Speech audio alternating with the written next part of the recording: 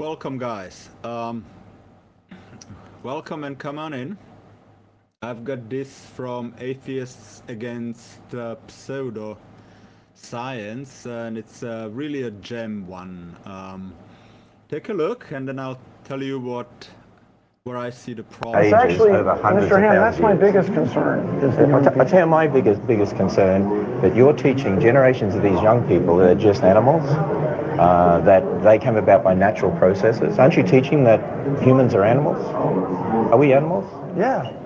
We're mammals, breathe air. Okay. Isn't that good? So all life is related, Of course, right? there's a few of us From your seem like lizards. From your perspective, all life is related? Certainly. Even plants? We're related to plants? It's one of the fundamental discoveries in all of life science. Okay, so we're related to plants? Yes. So we're related to a banana? Yes. Okay.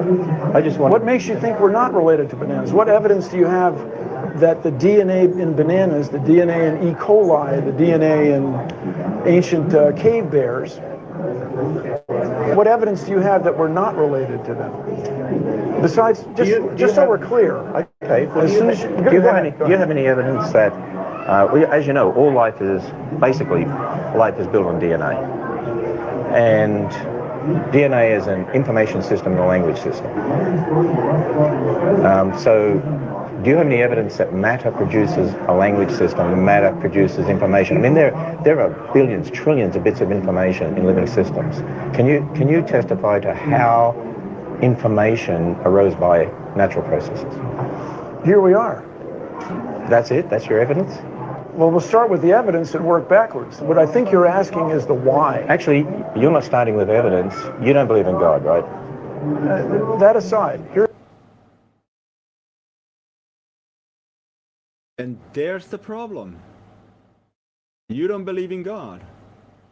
I would. Show me the proof. Bible isn't proof. He just proved to you bacteria. He just proved to you DNA. They're just what are you biblical blubbering about? Like, we are related. We come from mammals. We come from a strain of bacteria that landed here some billion years ago. The world wasn't created 6,000 years ago. You know, if you oh man, just Here's where we disagree. Okay, well, let me ask you this. Do you believe life came about by natural processes? Yes. Okay, so you've got that belief. So Yes. You don't start with evidence, you start with the belief. No, I claim I started with evidence to reach that belief. Oh, no, but you Here, let's look at some more of the exhibit. so, all right. So, okay.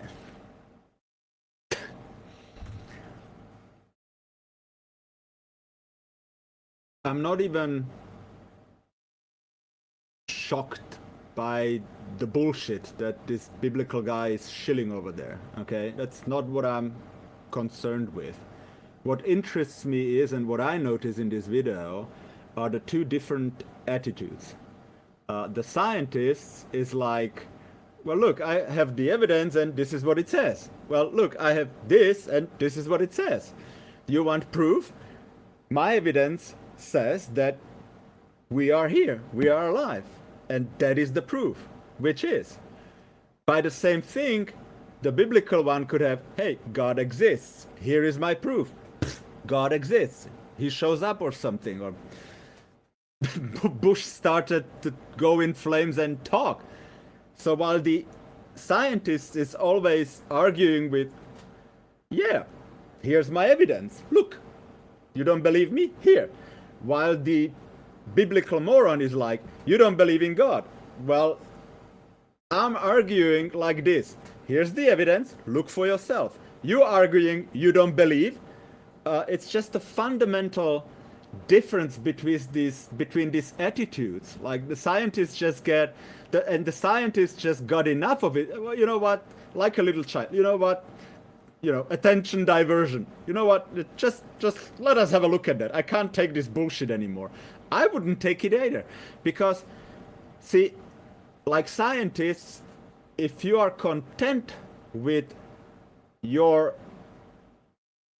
thesis or your theory and you have your proofs, then you're like, all right, this is it. I'm content. And you're content because you proved it, because you have proofs.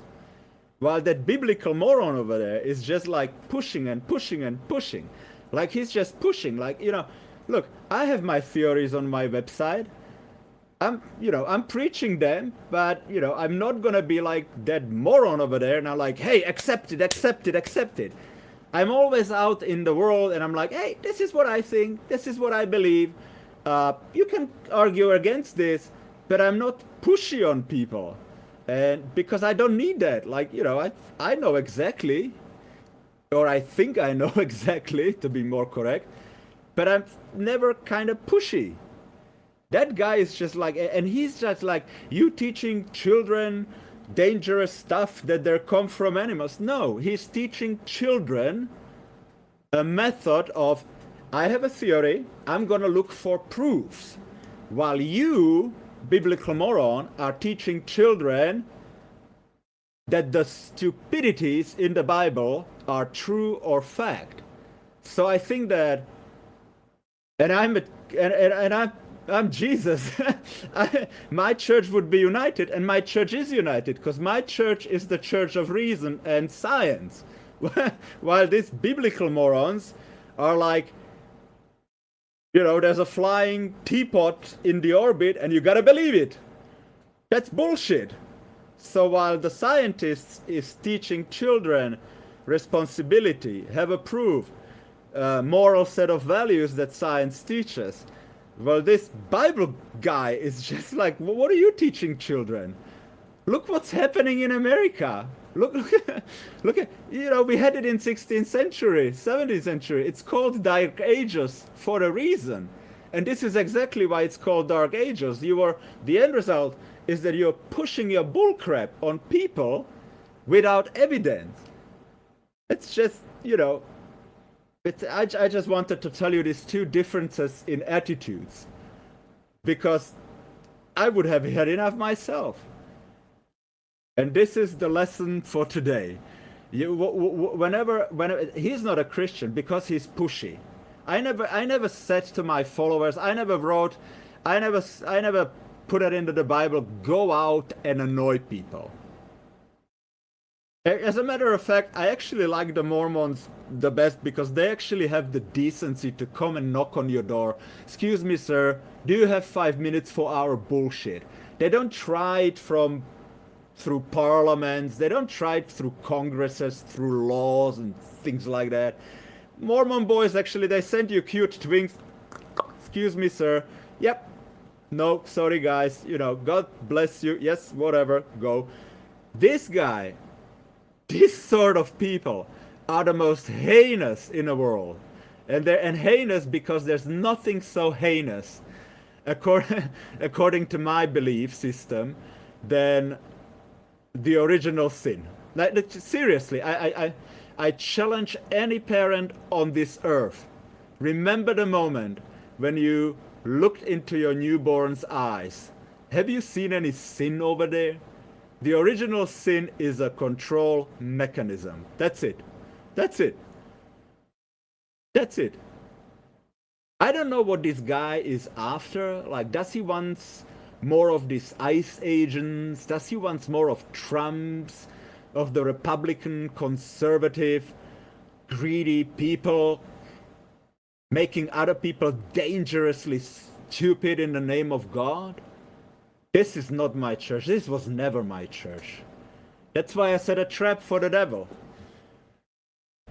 Read my version of events. And if you don't believe me that I'm Jesus, here's a challenge for you. I challenge anybody to a debate. I'm Jesus, prove me wrong. It's a segment on my podcast. Anybody's welcome. If you want to debate me, if I'm Jesus, if I'm not, there's very simple thing. Just tell me, why was I betrayed with the kiss? Nobody can survive this question. You can kill religion with this question. Why was Jesus betrayed with a kiss? And in case there are some hater Christians right now, why don't you switch to Muslim, or why don't you try Islam? Damn! If only Muhammad didn't use my teachings. Friends, this will be a lot of fun. If only I'm gonna get more followers, then I'm gonna have so much fun with religion. Because trust me, I'm for reason, I'm for science. That's my church. And that's my church. Reason, accountability, freedom of expression, liberal social democracy. That's what I was 2,000 years ago, and the conservatives didn't like it. Oh, but it's enough for today. I'm checking out. See you next time. Don't forget to subscribe if you like some voice of reason in this world. I think it's time to get rid of religion. Good night, everyone.